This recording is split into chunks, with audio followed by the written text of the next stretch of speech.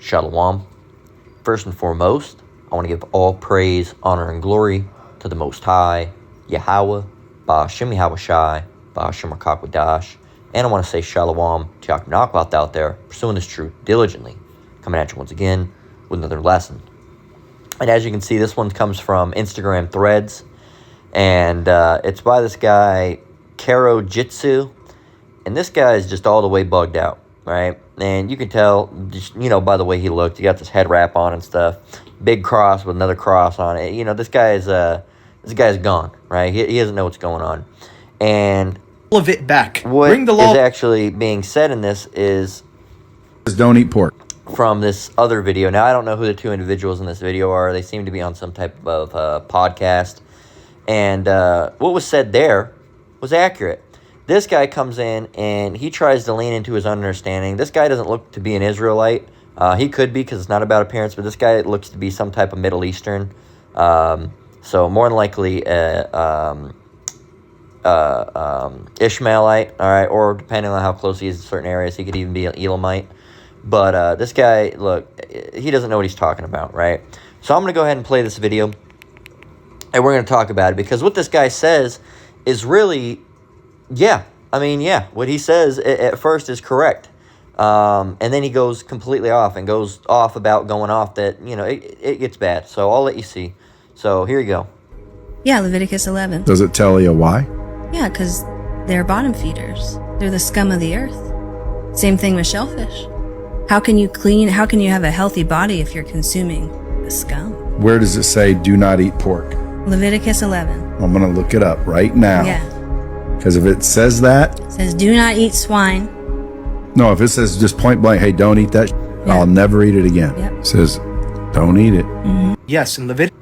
So, right there you see, the first is the example of how you should be. Now, I don't know what that video... It looked a little AI-ish. There was some AI stuff in there, but the people themselves looked a little AI, so I don't even know if they're real people. But regardless, what was said was accurate. What the guy said, he says, I'm going to look it up right now, and if it says it point blank, I'm not going to eat that shit ever again.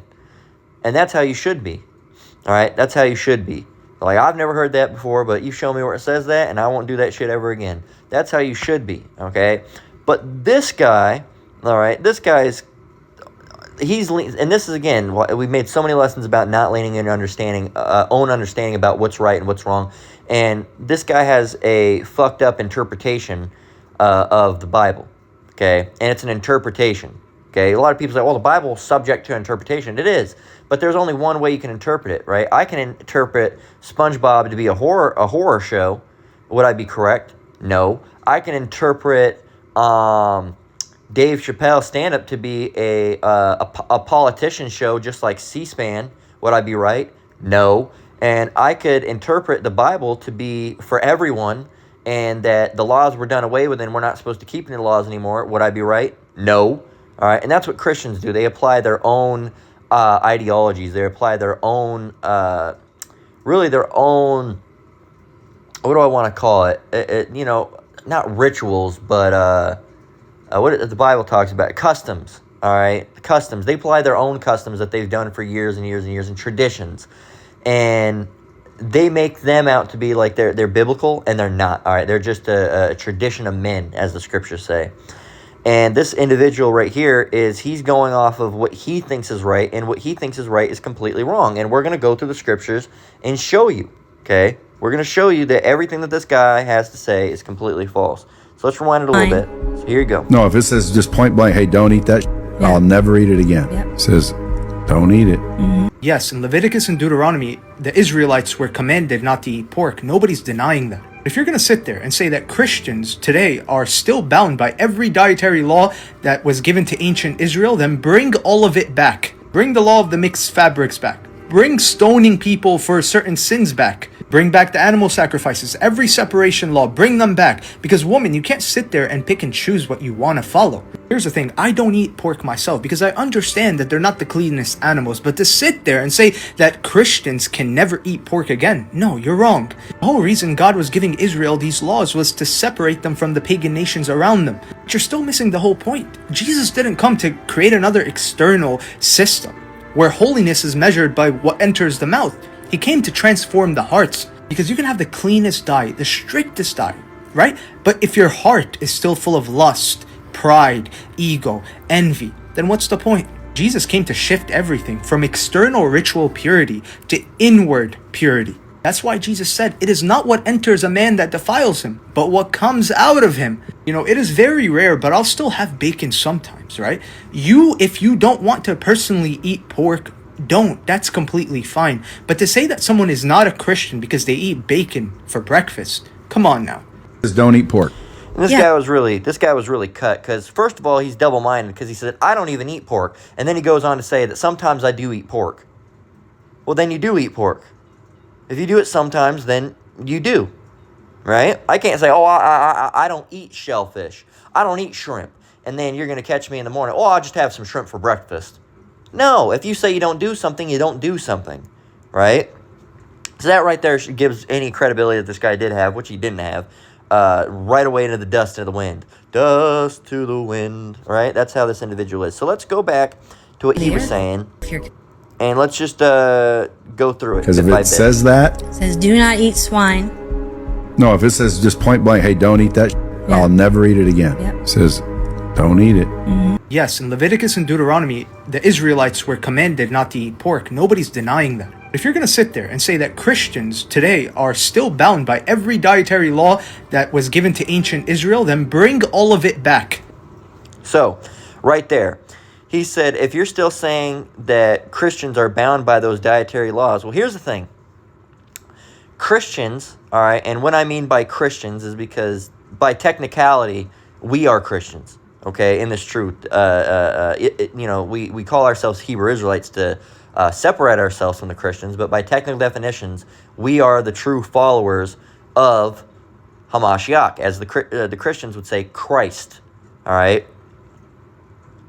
Really, wouldn't it be a Hamashiachim, I think, is I believe how it would be. I'm not the best with Hebrew, but we are the true followers of the Son, all right, whose real name in Hebrew is Yahushai, all right? We don't use Christ because that in Hebrew is Hamashiach, all right?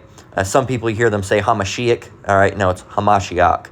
And again, the Son's name is Yahushai. The Father's name is not God, it is Yahweh, okay? So Yahweh, Bahashim, Yahushai, Bahashim Rakakwadash, which is the Father, and the name of, that's Bahashim, Yahushai, in the name of Rakakwadash, which is Spirit Holy, all right, is what it translates to literally, but the Holy Spirit. And we are the real followers. We are the true followers, all right? And when you get into that, when you get into the Bible and you truly understand it, all right, because you have that eye salve, and you go into it and you read it, you will quickly understand that the Bible is not for everyone, and it's especially not for all nations, all right? It was only for the nation of Israel. The Lord made the covenants with the nation of Israel. He made the promises with the nation of Israel. He changed Jacob's name to Israel, okay? And it was always about Israel. Even when Yahushua was on the scene, who you would ignorantly call Jesus, when he was on the scene, that's when you say, oh, well, now, the Gentiles and all this. Well, again, if you look into the Gentiles, who they really were, and you look into the book of Ephesians, and you look into the book of Romans, who were those letters written to? They weren't just written to any heathens. The book of Ephesians were written to Israelites that were in Ephesus. The book of Romans was written to Israelites that were in Rome. And even Yahushua, as you would say in your ignorance, Jesus said it himself, I am not sent but for the lost sheep of Israel.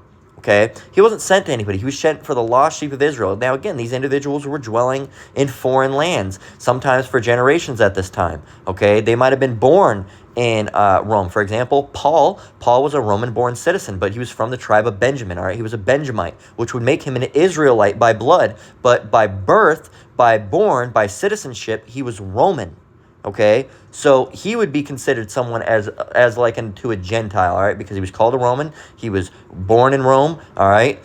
Even when he got into that situation, he said, he warned the centurion, I believe they were centurions, and said, and one of the other ones had to get his boy in check, say, hey, are you going to harm a Roman-born citizen, right? Leave this man alone. So when you start fabricating all these ideas and these false interpretations that are really just age-old traditions, age-old Christian traditions of regurgitation. All right, they're really just regurgitation specialists. They hear something that a pastor said 30 years ago that was incorrect, and they've been repeating along for 30 more plus years. All right, and they've said that same fake thing that their pastor told them 30 years ago, 20 years ago to their children, and then 15 years ago, those children said it to their friends, and then 10 years ago, and it gets passed on down and on down and on down like a human tradition. Because that's what it is. It's a tradition of men. It's not according to the doctrine. It's not according to the Bible. And it's definitely not according to the work and the will of Yahweh Bashem Yahushai. Okay, but it's something that gets passed down. So when you have these Christians that are calling themselves Christians, they're masquerading, all right? They're putting on a play, and they're acting like they're the true followers of Hamashiach, or Christ, as, they would say in their ignorance. And they're, again, one of their many different reasons of ignorance, their number one offense, really, not having the names.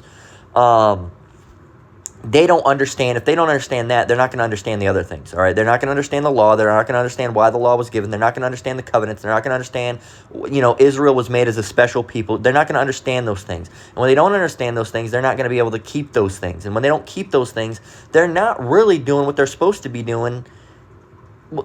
They're really not doing what they're supposed to be doing is all because they really don't know what they're supposed to be doing, again, because this is not for them. Most of the Christians are heathens, all right? Most of them are Edomites. Most of them are...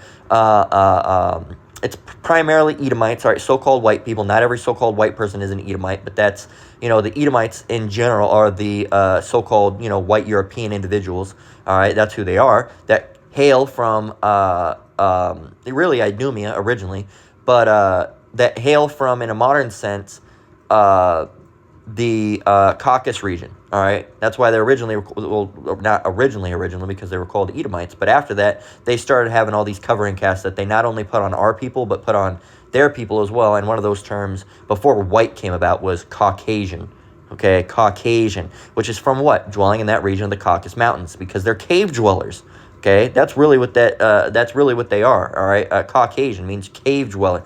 Now, if you go and look that up, it's not going to prove that, but the Apostle Gabar's even talked about that.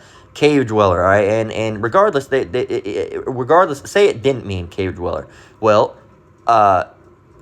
Edom, or Esau, that means red, all right? They are the red individuals, okay?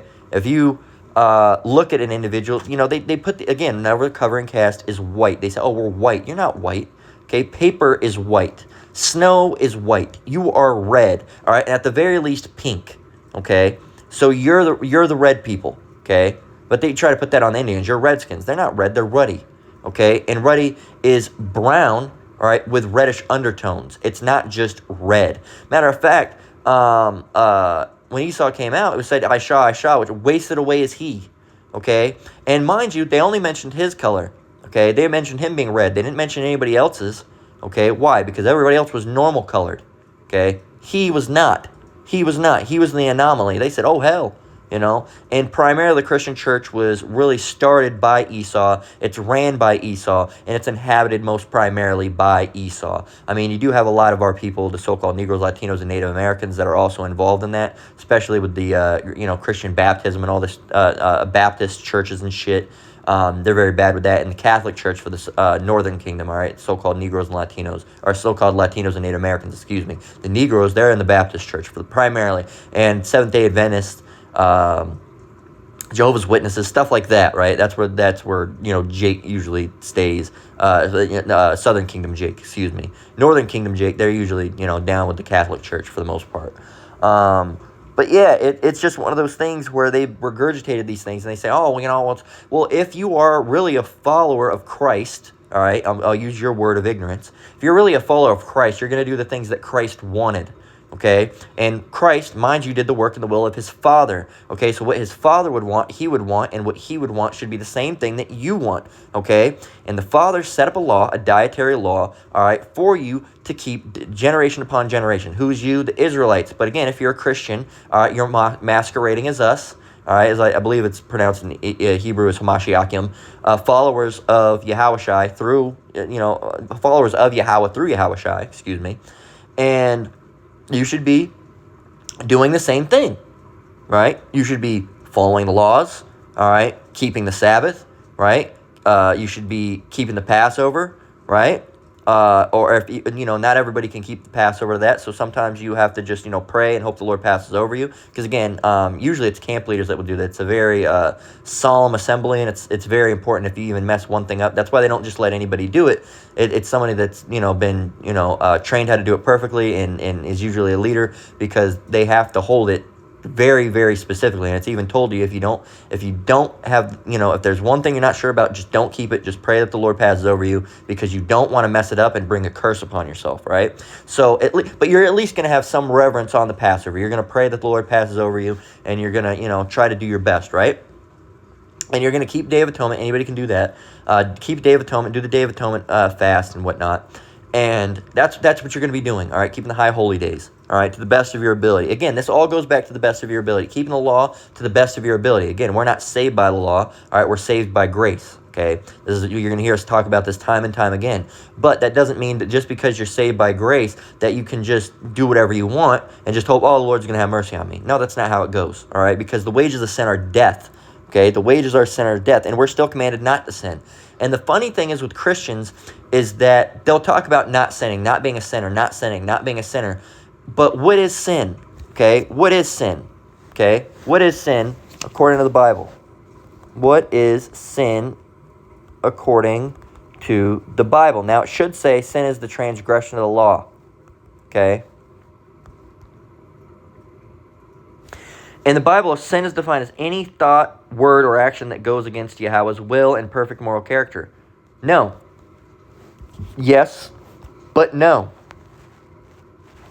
That shows you that Christians don't know. That's why AI doesn't know. Sin is here it is. 1 John 3 and 4. Whosoever committeth sin transgresseth also the law, for sin is the transgression of the law. So what does transgressing the law means? As a matter of fact, we could probably get this in an easier breakdown if I just click here. Anyone who sins breaks Yahweh's law. Yes, sinning is the same as living against Yahweh's law. So what does it mean to transgress a law? Okay, it'll correct itself because I spelled it transgress. So to transgress a law means to overstep, to violate, or break a prescribed boundary or rule or moral code. So if you broke the law. Okay, if he said don't eat pork and you ate pork, you broke the law. If he said don't lay with another man's wife and you laid with another man's wife, you broke the law. If he said thou shalt not steal and you steal, you broke the law. If he said thou shalt not lie or bear false witness and you bear false witness, you broke the law. You have sinned. Sin is the transgression of the law. Sin is breaking the law. When you break the law, you sin. So when you eat pork, you sin. Now they're saying don't be a sinner, but they're eating pork, which is a sin, right? Now, this guy had the smart idea, right, to go and actually say something that's true. Now let's go back. He says what? It again. Yep. Says He says then bring it all back. Yeah, absolutely. Yes, Leviticus and And I agree with what he says. He says because you can't pick and choose. You can't pick and choose. All right, that's a big thing with Christians. Is Christians do the whole 10 Commandments. Well, there's 613 laws. Okay, and you're going to ignore 603 of them in favor of 10. No.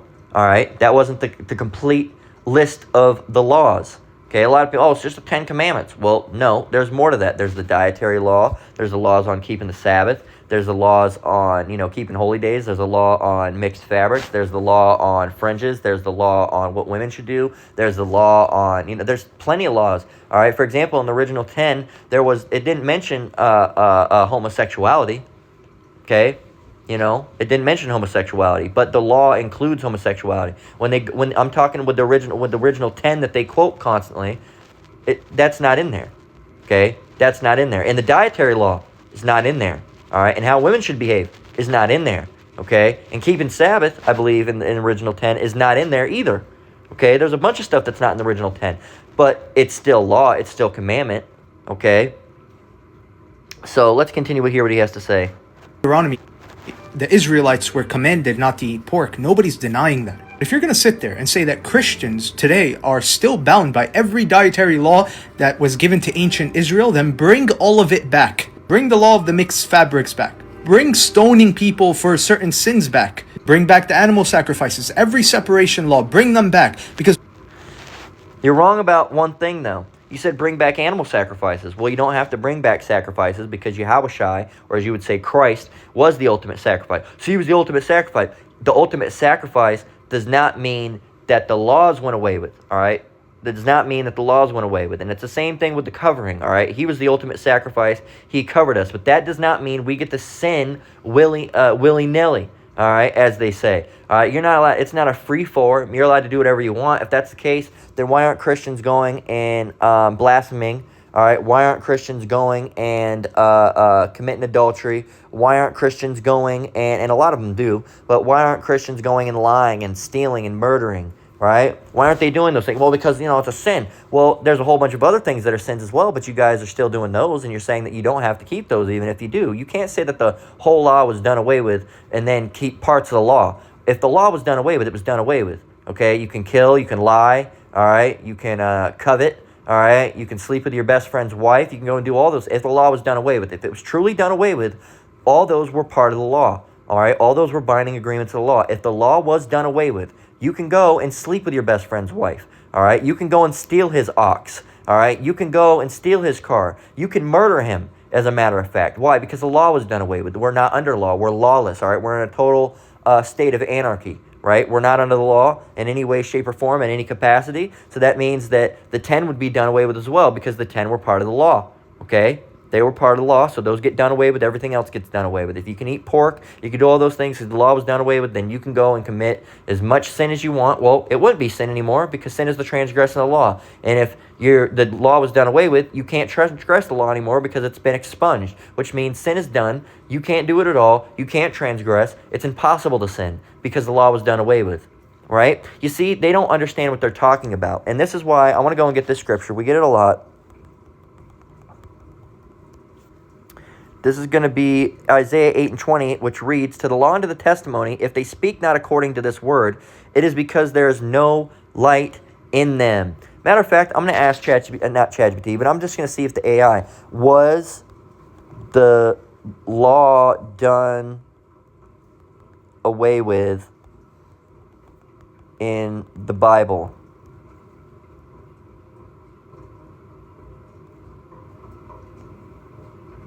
Okay, in the Bible, the law refers primarily to the law of Moses, the Old Covenant.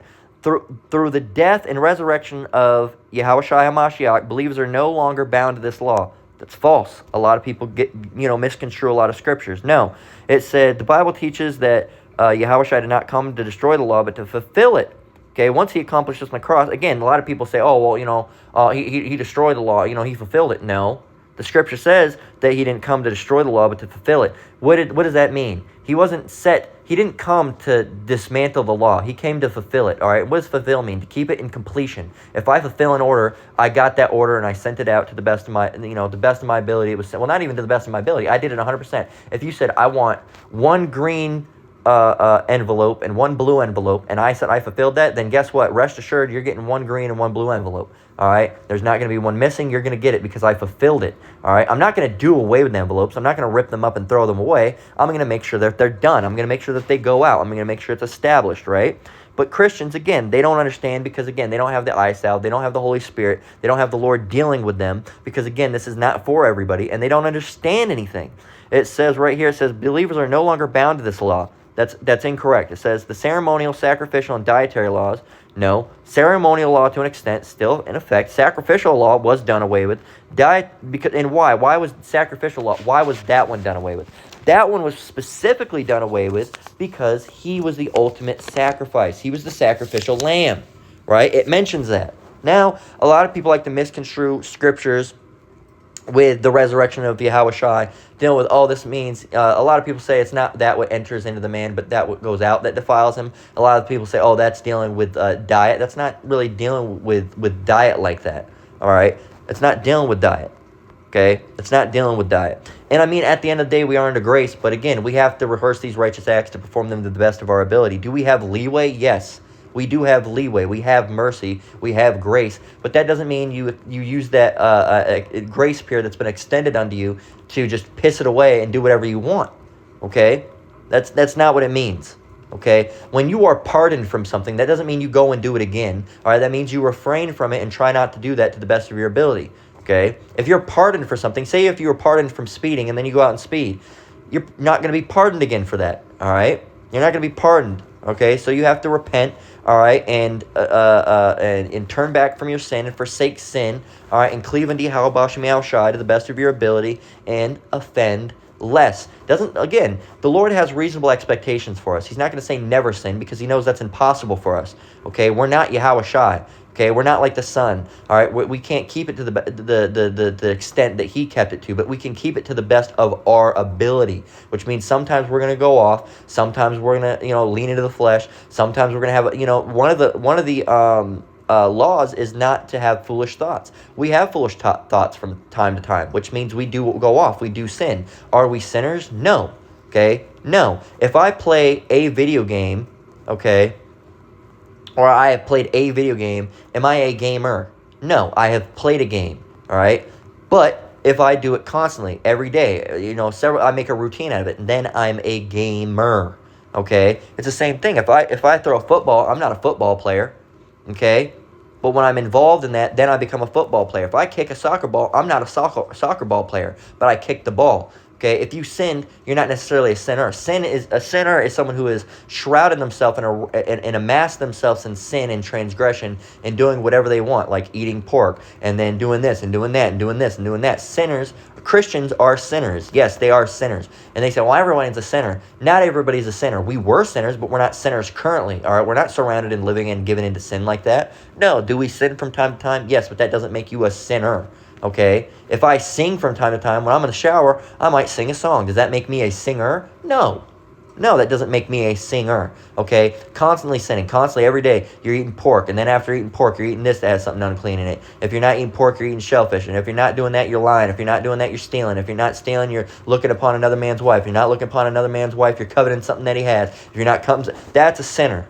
That's a sinner. You do it over and over and over and over and over and over and over and over and over again. And the big thing is that you don't repent about it. And mind you, repentance needs to be done in the name of Yahweh Bashem Yahushai, not in God and Jesus Christ. Again, God, that's a title, that's not a name. Okay? Mind you, he told Moses to go into I've been talking about this the past few days. I know at least the lesson that I did yesterday mentioned it.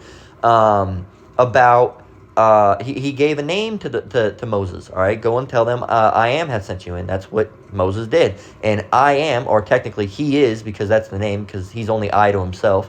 It's he. If I said I'm walking somewhere, you'd say he walked somewhere if you were saying it. So his name is he is. He exists. All right, and that word in ancient Paleo Hebrew is Yahweh.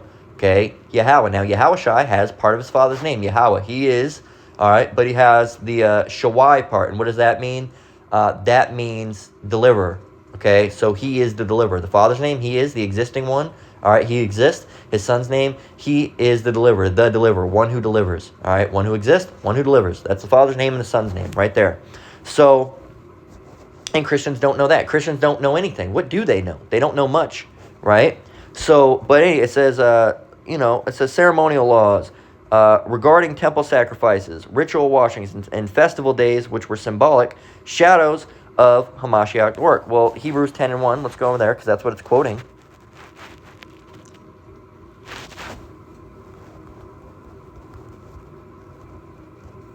And some of that's correct, but some of it's wrong.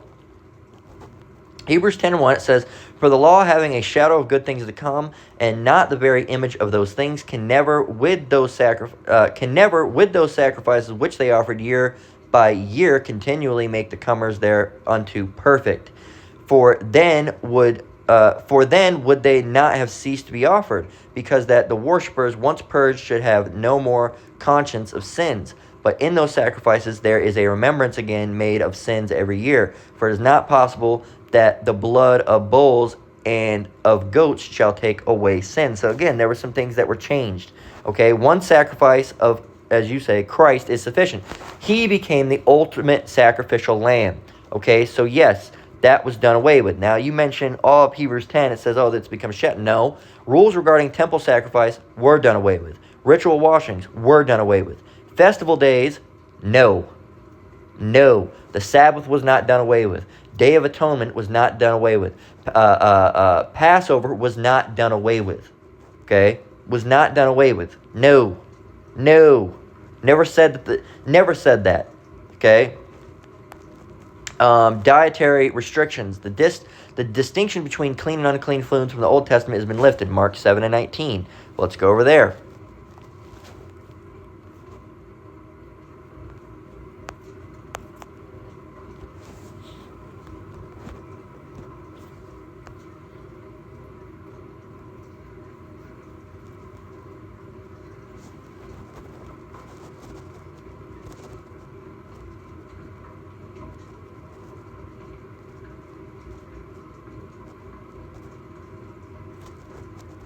Okay, first of all, we got to get from the context, right?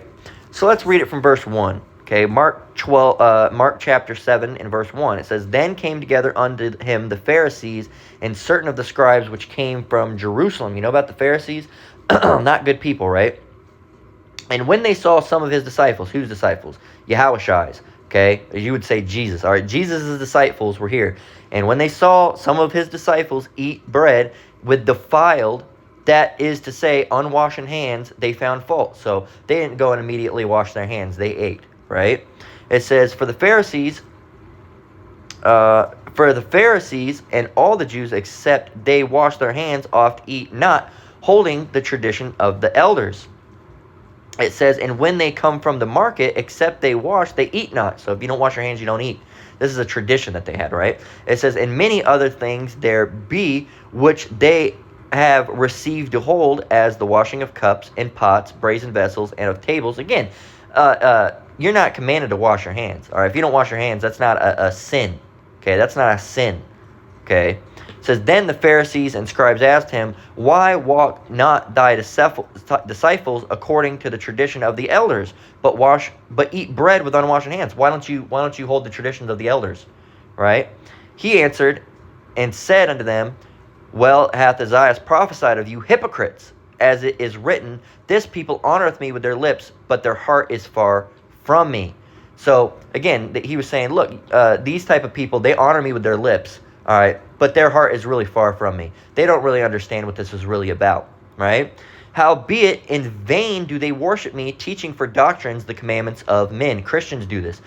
For example, they'll say it with, if we say a swear word, they'll say, oh, you can't say that word, it's a bad word. That's a tradition of men. All right, bad words first came into place during the medieval Renaissance era, all right, when there were higher up officials and people of royalty, all right, that wanted to separate themselves from the common man. They wanted to separate themselves from peasants, all right, and peasantry, all right. They said, oh, these people are low, all right, and these people speak crude. They speak harsh language, all right, which again is not a sin, okay. Now, Christians will try to go and get corrupt communication time and time again. I'll keep on saying it every time it gets brought up until I'm blue in the face.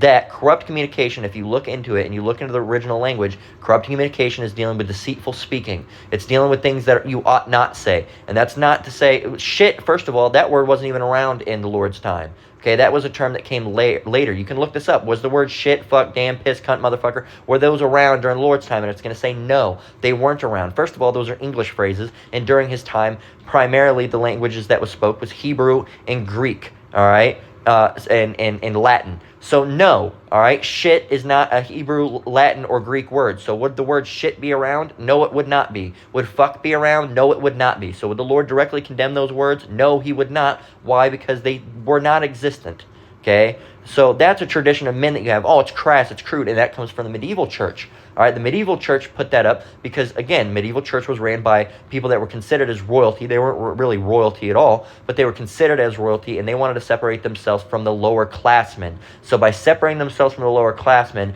they refused to use harsher or coarser language because they felt, not that it was crude. I mean, they did know it was harsh, but it's because it was something that peasants did. It's something that poor people did, the lower end did, and they didn't want to be associated with the lower end. Look this up. Don't just take my... Look,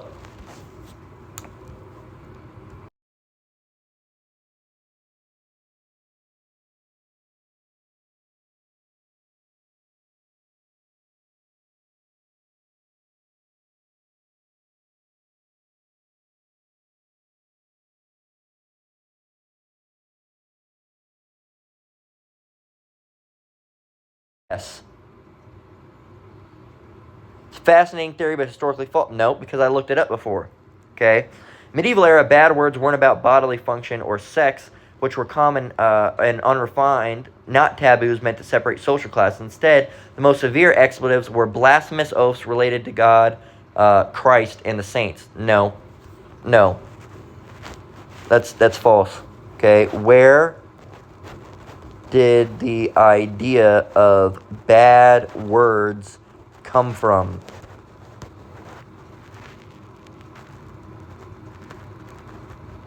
There was an article.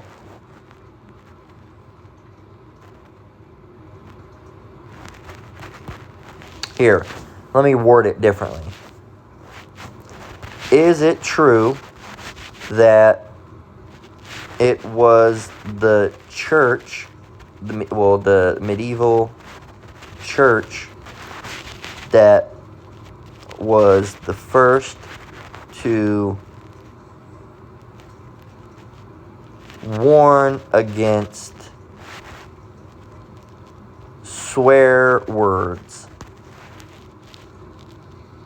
Yes, it's largely true. The medieval church was the first to strictly condemn and warn against specific type of language considered swear words. However, that what they considered swear words is vastly different from what we consider today. Medieval swear words, blasphemy, not bodily functions. Oaths like God's wounds, later corrupted to zounds by God's bones or Christ's nails, were ultimate vulgarities.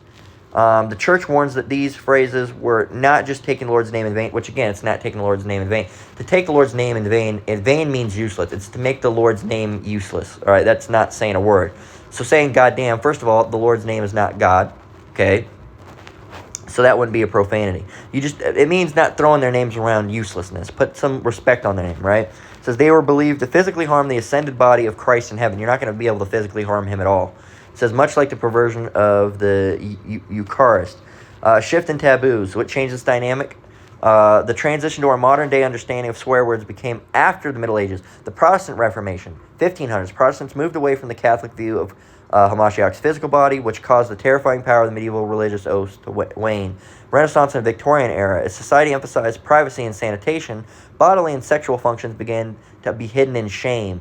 It was during this period that sexual and excremental words began to transform into the swear words we use today. So before, shit was a fine word, but after that, society emphasized privacy and sanitation. Well, Victorian and Renaissance era, that's when Esau got into power, okay? Renaissance means rebirth, okay? And those words are very crass, all right? They started, having that high-mindedness.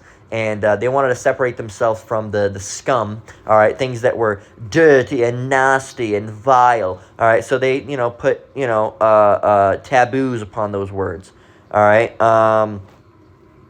Let's see. Book of Leviticus and Old Testament, ancient injunctions warn against that's taking the Lord's name in vain again. So if you look into it, I did a lesson about it a while ago, and we actually found it was a whole thing about it, and it talks about it. But it says, our historical source for Middle Ages are in the main written by monks, the least likely group you'd hear utter profanities.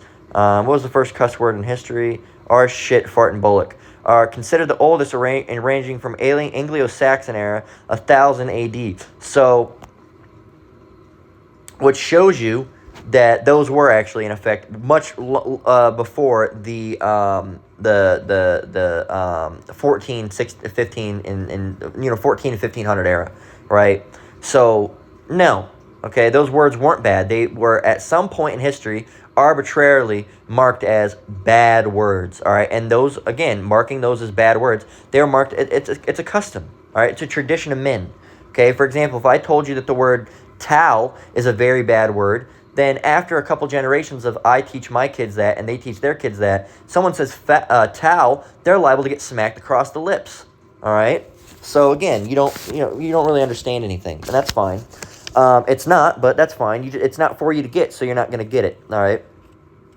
And again, those Christians that try to watch our videos, that these Christians are really obsessed with us. They'll watch the videos of GMS. Again, I'm not in GMS, but that's who I watch. Those are my mentors. All right, through Yahweh Shemiel Shai. And I teach the same thing as them to the best of my ability through Yahweh Shemiel Shai. And they'll watch their videos, right? and they become obsessed with them. And Christians, even on my page, will become obsessed with us. And they'll, you Christians think that we want to hear what you have to say. You'll write out this long message. All right, say, oh, well, this is, and you don't understand anything. You're not actually really learning anything because you're applying your own human knowledge and not knowledge as unto Yahweh Shem Yahweh Shai. It's not really spiritual wisdom or knowledge or understanding. It's just, human bullshit. Okay? Oh, there I am with that bad word. Oh, no. Oh, no. It's not a bad word. It's bad because you said it's bad. Okay? It's bad because you said it's bad. All right? And it's not. Shit is not a bad word. Okay? It's not. It just means excrement. Is poop a bad word? No. Is dung a bad word? No. Why is shit a bad word? You've made ass into a bad word because of the way that it was used. It refers to a donkey. The word ass is in the Bible to refer to donkeys. All right? And donkeys are stubborn. So when people were called asses, usually it's because they're stubborn. All right? Or guess what? The donkeys, not known for being the smartest animal. So they'd say, oh, look at this dumb ass. So dumbass, now it's a bad word. You can get in trouble if you say dumbass. It's literally just saying you're comparing someone to a stubborn mule. But you can say, call someone a dumbass, that's a bad word. Say someone stubborn as a mule, that's not bad. Why is it bad to call someone a dumbass? Because again, the word ass has been demonized and it's been made taboo. All right, well, it's taboo. It's a bad word. It's not a bad word. Ass is an animal. Dumb is stupid. If you call someone dumb, is that a bad word? No, offensive, but not a bad word. If you say an animal is an ass, is that a bad word? Well, if you're referring to the animal an ass, well, a lot of time you would consider it a bad word. For example, what about cock? All right, do you know cock is a rooster, a male, a chicken? All right, as they would say, it's really a rooster. All right, a cock. All right. But you don't hear people in it. What about a pussy?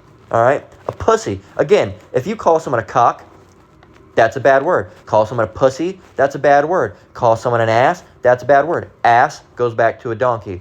Cock goes back to a rooster. Pussy goes back to the word pusillanimous. All right? Which means, if you go and look up the word pusillanimous,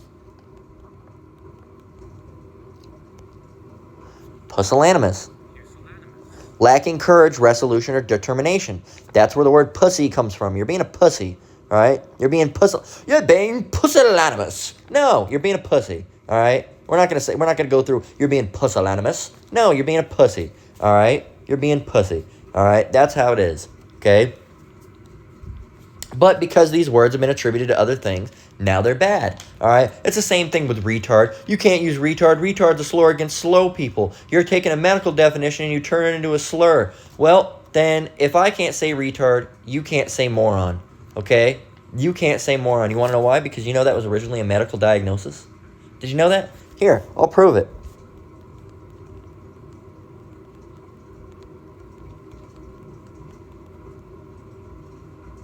Yes, moron was originally a clinical and psychological term. It was coined in 1910 by the American psychologist Henry H. Goddard to formally diagnose and classify individuals with mild intellectual disabilities. I don't know if you know this or not, but retard was the modern intellectual disability is the correct word for retard. Here's how it went: dunce, moron, retard, special needs, gifted, intellectually disabled. Oh, no, somewhere in there handicapped. Mentally handicapped was in there, which is really, offensive to people that are physically handicapped. Because, again, a handicap is something... Anyway, and I'm not going to get into this. I could go all night about this, and I haven't even gotten to half of these scriptures that are on my list. But... because I'm still here in Mark. So it said, he answered and said unto them, well hath Isaiah prophesied of you, hypocrites, as it is written, this people honoreth me with their lips, but their heart is far from me. It says, howbeit in vain do they worship me, teaching for doctrines the commandments of men. For laying aside the commandment of Yahweh, ye hold the tradition of men, as the washing of pots and cups, and many other such things ye do. Those are traditions of men. There's no law that says thou must wash your cups. That you should, just to be clean, but again, that's not a commandment. You're not gonna be in transgression because you didn't wash your cup. There's sometimes I don't wash my cup. All right, sometimes it might have only had water in it. All right, I pour the water out and I pour more water in it. Oh no, well there was only water in it. I don't need to wash it. All right, don't need to wash it again. Okay, don't need to wash it. Or sometimes, if I cook something in a pan For example, if I cooked mushrooms in a pan or something like that, and it has oil in it, it's a stainless steel, not stainless steel, cast iron pan, and all I had onion mushrooms, I'm not going to go in and do a deep scrub with soap and all that stuff. I'm going to, rinse it out, wash it out, all right? Maybe run a rag through it, and that's about it, all right? It doesn't need a deep soap. What was so dirty about it? It's not like there was meat in there. It's not like there was blood in there. There was nothing in it. It's the same thing when I use a cutting board, and all I chopped up was a goddamn onion. I'm not going to wash the fucking thing. Well, maybe an onion because, it's going to leave behind a smell. But if I chopped up a bell pepper, it's not going to leave behind much. I rinse it out, wash it off. I might use a wet sponge, all right? But I don't necessarily need to put, soap on it. Okay, why? What am I washing? What am I cleansing? Soap is to cleanse bacteria. What bacteria came from the pepper? I washed the pepper before I cut it. All right, I sprayed it down with vinegar. So what? And it's the same. What is there? What's the point? What's the point? Okay. Anyway, so it says. It says in verse 9, it says, and he said unto them, full well, you reject the commandment of Yahweh, that you may keep your own tradition. You reject the commandments of Yahweh. And one of those, mind you, one of those things that was commanded was to not eat unclean animals. Okay? Not eat unclean animals. Okay? But you reject those things. Why? Because you'd rather keep your own tradition. Right? For in verse 10 it says, for Moses said, honor thy father and thy mother, and whoso curseth father or mother, let him die the death. But ye say, if a man shall say to his father or mother, it is korban, it is to say a gift, by whatsoever thou mightest be profited by me, he shall be free. So you're saying, so the Lord said don't do that. You're saying, oh, it's fine. But the Lord never said to wash your dishes, and now you have to wash your dishes. Right? See, you're back assward, man. You're all fucked up. All right? He said to go right and you went left. He said to sit down and you stood up. All right? And you hold those things as if those were biblical customs, as if the Lord himself said it, and he didn't. Right? It says right here, it says in verse 12, and ye suffer him no more to do aught for his father or his mother, making the word of Yahweh of none effect, through your tradition, which ye have delivered, and many such like things do you. You not only do you do that, you do other things that are in that such same category, right? It says, and when he called all the people unto him, he said unto them, hearken unto me every one of you, and understand. There is nothing from without a man that entering into him can defile him, but the things which come out of him, those are they that defile a man. Asakia, the man. If any man have ears to hear, let him hear. Where did he say in this that you can now eat the unclean animals? No. He literally just talked about making the word of Yahweh without effect so you can hold to your traditions. All right? He never said any of that. He said there is nothing from without a man that entering into him can defile him. Okay? That's not, technically you're defiled. No, you're made unclean. Okay? You shall be unclean. Okay? Unclean. You're ritualistically unclean. It's, again, let's go and look up the word defile.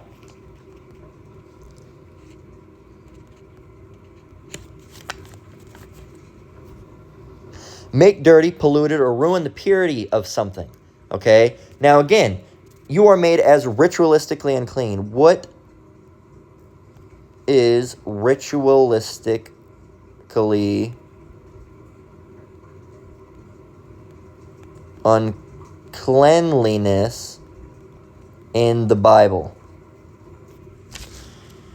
In the Bible, ceremonial uncleanness is the state of temporary physical or ritual impurity. You weren't completely defiled. Okay? Again, it was a bad thing you did, but defile is heavier. Okay? Again, a state of temporary physical or ritual impurity that prevents an individual from entering sacred spaces or participating in worship. Crucially, being ritualistically unclean is not the same as sinning. True, technically, but there's nuances to it. There's a lot of different things to it. For example, if I eat pork, okay, I committed a sin, and with that, I am now ritualistically unclean. If I pick up a dead body of an animal, I did not sin. However, I am ritualistically unclean. Okay? Say, here's an example. I sit down at a table. I order some pork chops. I eat it. guess what? I'm in transgression because the Lord told me not to do it, as according to Leviticus. And on top of that, I am now ritualistically unclean because I ate an unclean animal. Say my pet dog dies, all right, and I can't let him be rotting in my house. I got to take him outside. Well, if I pick up that corpse, I am now ritualistically unclean. Did I sin? No, but I am ritualistically unclean. So there's a difference. There's different rules. Okay, it's just like the same thing with thievery in the Bible. Okay, it depends on the type of thievery. You might have to pay back 1/4 more or 1/5 more. You might have to pay sevenfold back. Okay, and there's different. With if you steal animals, you might owe them a specific amount of animals back. Look, there's different things. There's different. It's the same thing. If I run a light. If I run a light going the speed limit, I'm gonna get something. If I run a red light and I'm flying 50 over the speed limit, it's a different ruling. Okay, there's a different ruling for it. You get it? Probably not. Okay, so there's a difference between being defiled. All right, what does it mean to be defiled? Okay, what does it mean to be defiled in the Bible? Okay. It says in the Bible, defile means to make spiritually or ceremonially unclean, impure, or morally corrupt. So yes, defile has multitude of meanings. All right. In this case, impure or morally corrupt. Okay. So, for example, but if you do something routinely, you would be morally corrupt. For example, okay, here's the thing. If I ate a piece of pork, unknowing to me, okay, I would not be technically, I would be not morally corrupt. I would be defiled as in ceremonial unclean, but I would not be morally corrupt, okay? Because, again, my morals were fine, all right? It's not something that I necessarily intended to do. I would not be impure, okay? Now, again, defiling, all right, and it's not the animal that's not the defile. It's, again, there's a lot to it, and it's hard to explain to the average, common man, individual. These aren't things we sit around pondering all day because we really understand what they mean. For example, the act of eating something that is unclean, okay? Eating a pig. It is and it isn't the action of eating that is the sin, because it is a sin because you did it. But why is it a sin, okay? It's because the Lord told you not to do something and you overstepped his authority. Okay, sin is the transgression of the law.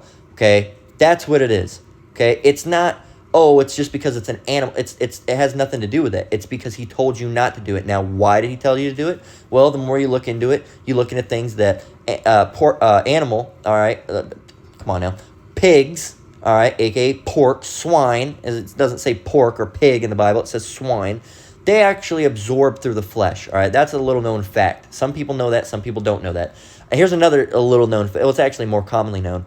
Some people just refuse to know it. A lot of pigs, in America at least, are garbage fed. You know what that means? It means they dump a bunch of garbage, and that's what the pigs eat.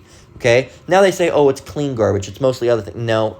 You think, look, and we're going to believe this from the FDA that allows so much fecal matter to be in the food supply, that allows cockroaches and bugs and rats and all this different shit to be in the food supply. No, it's not clean. It's garbage. It's garbage from a garbage dump. It's bullshit. It's the shit that they dump, and it's slop. It's what they allow pigs to lay around, and they're not clean animals to begin with. And they eat those things, and they absorb them through the skin. And guess what's in trash? Sometimes diapers, sometimes used period products, all right, sometimes condoms with, men's sexual excrements, all right, that have been, expewed into those condoms.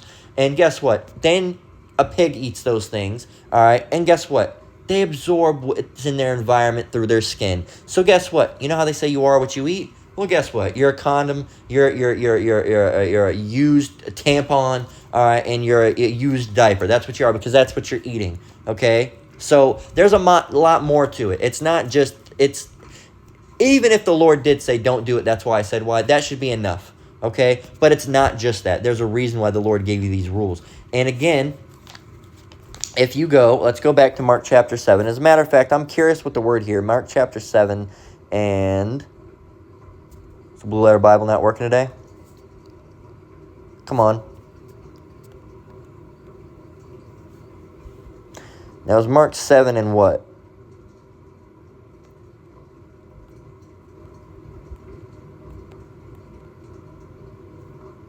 $15.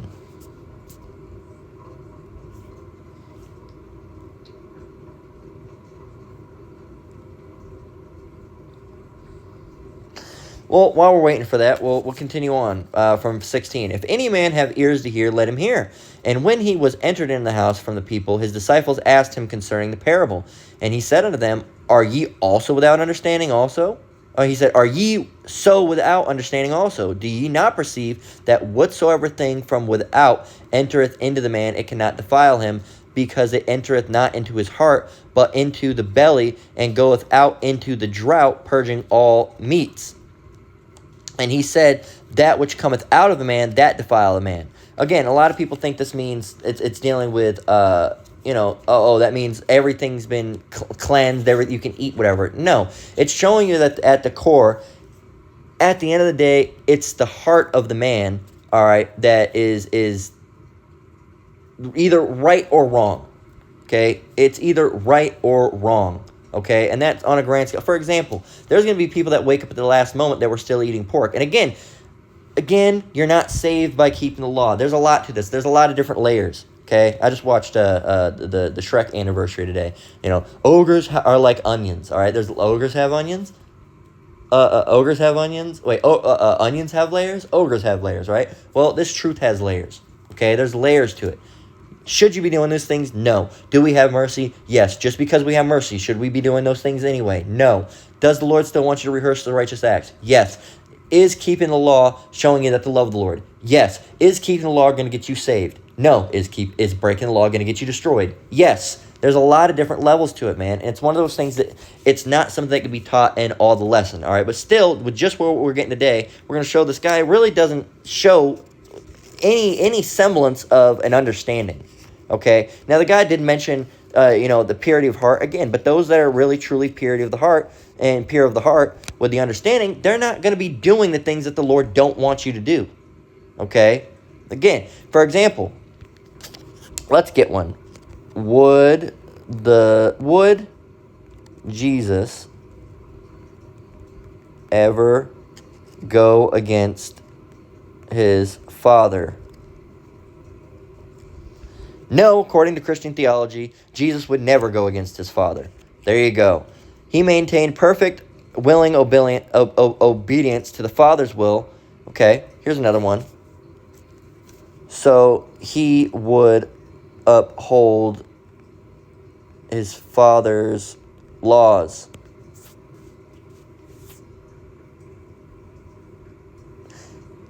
Okay, it says yes, he upheld his Father's law, but he transformed how people understood and practiced them. They know.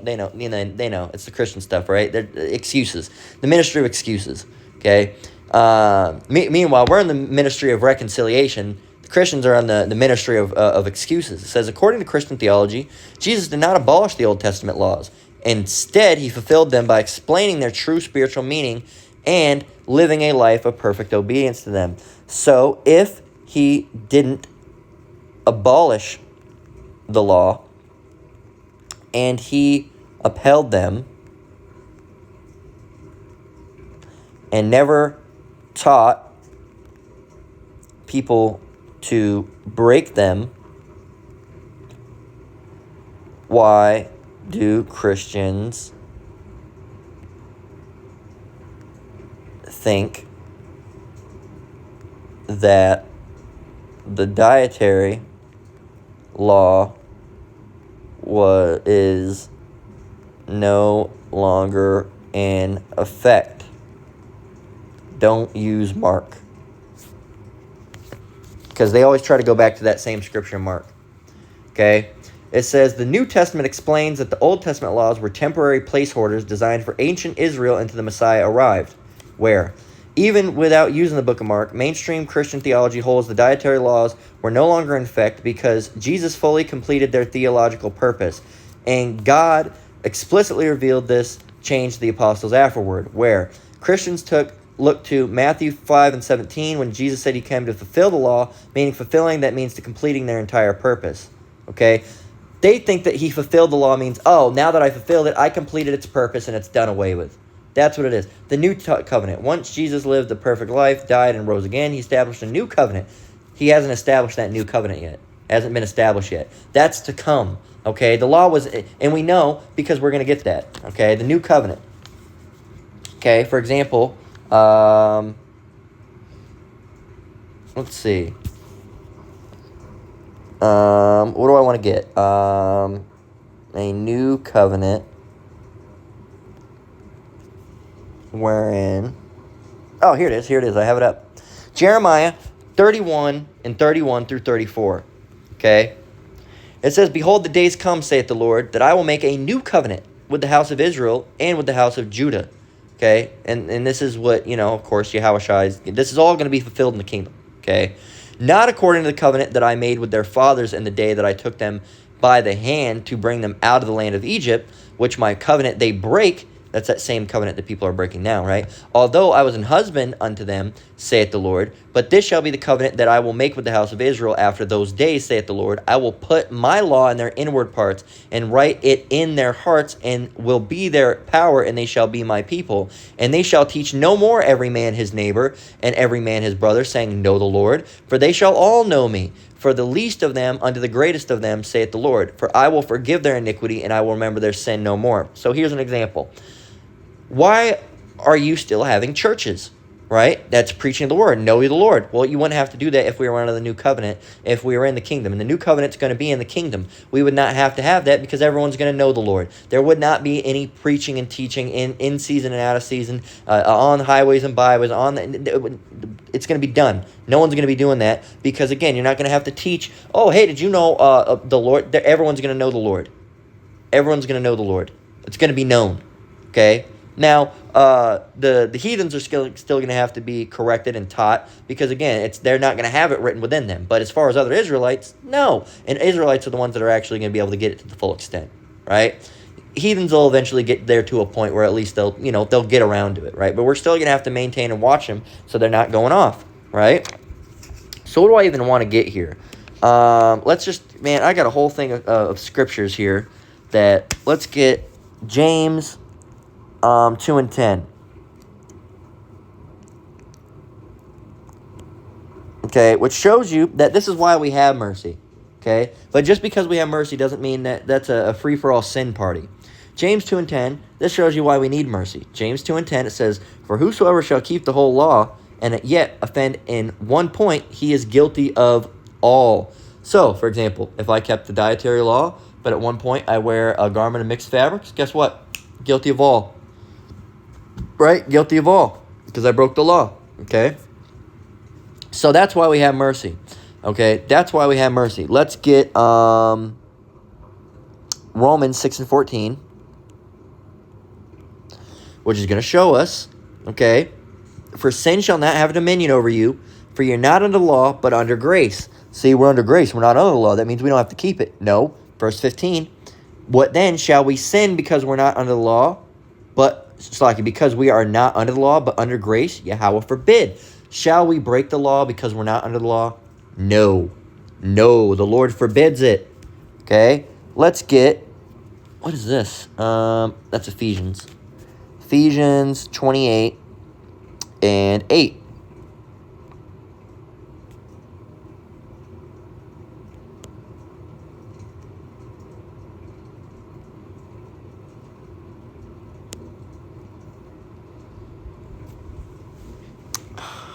Slakia. Did I do it again?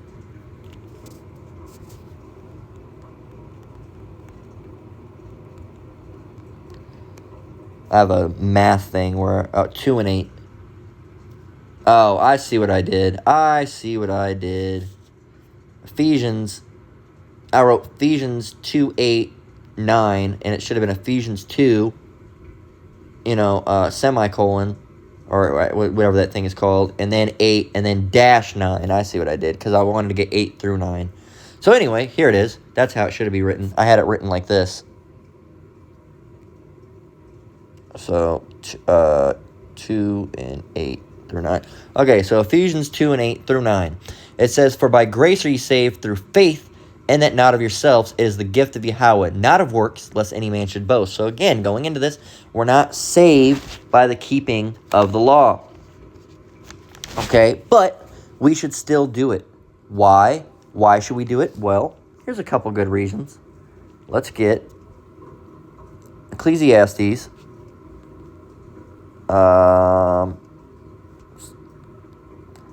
12 and 13. It's like I got all these written down on a sticky note. Ephesians 12 and 13. It says, let us hear the whole conclusion of the let us hear the conclusion of the whole matter. Fear Yahweh and keep his commandments, for this is the whole duty of man. So the whole duty of man is to keep the Lord's commandments. Okay, first of all. And then on top of that, it's because we love the Lord.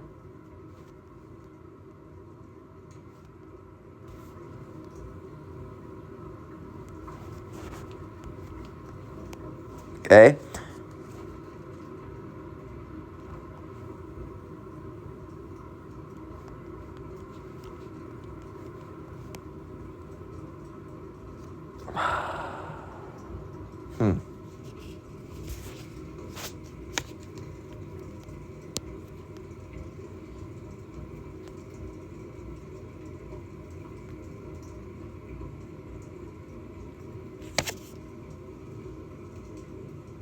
Did I do it again?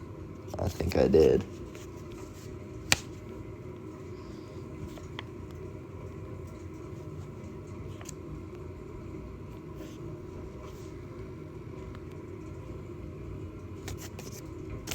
Oh, why did I write James? I don't know what I'm slacking. I scribbled this down hastily earlier because I was running out the house. I just read it down real quick. So yeah, John. I don't know, James. John 14 and 15. Excuse me. If you love me, if you love me, keep my commandments. It shows you if you love the Lord, you have to keep his commandments. Now, let's get Deuteronomy 27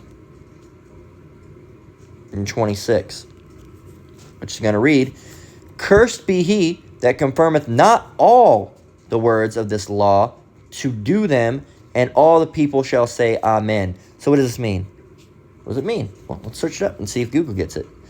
Cursed is anyone who does not uphold the words of this law by carrying them out. It concludes a list of curses proclaimed from Mount Ebal, emphasizing that failing to fully obey the Lord's laws bring a curse, and the people answering, amen. There you go. So, what else do we want to get? Matthew 5 and 19. And let me skip over here because I like this one better.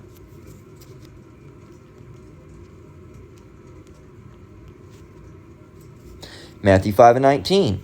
And it says, wherefore, it's like it, whosoever therefore shall break one of these least commandments, so whoever breaks one of these laws, and shall teach men so, to teach men, oh, you can do it. No, the law's done away with. You can do away with it. It doesn't matter. You can do it. It's fine. You can eat pork. He shall be called the least in the kingdom of heaven, but whosoever shall do and teach them, the same shall be called great in the kingdom of heaven. So there you go. A lot of these Christians that they're out here just, oh no, you can do whatever you want. You can do whatever you want. Okay. Deuteronomy 12 and 32. And it says, what things soever I command you, observe to do it. Thou shalt not add thereto, nor diminish from it. So if the Lord told you to do something, you don't do it. Or if he told you to do something, you do it. If he told you not to do something, you don't do it. And finally, Revelation 22 and 19. This is one we're more familiar with. All right, and it shows you what happens to individuals that do that. Revelation 22 and 19. And if any man shall take away from the words of the book of this prophecy, Yahweh shall take away his part out of the book of life, and out of the holy city, and from the things which are written in this book. So there you go. You want to take things away? Guess what? The Lord's going to take away your part out of the book of life. Which is going to mean what? It's going to mean you're going to die. You're going to die. You're going to die. All right? That's what's going to happen. So go ahead. That's fine. Go right ahead.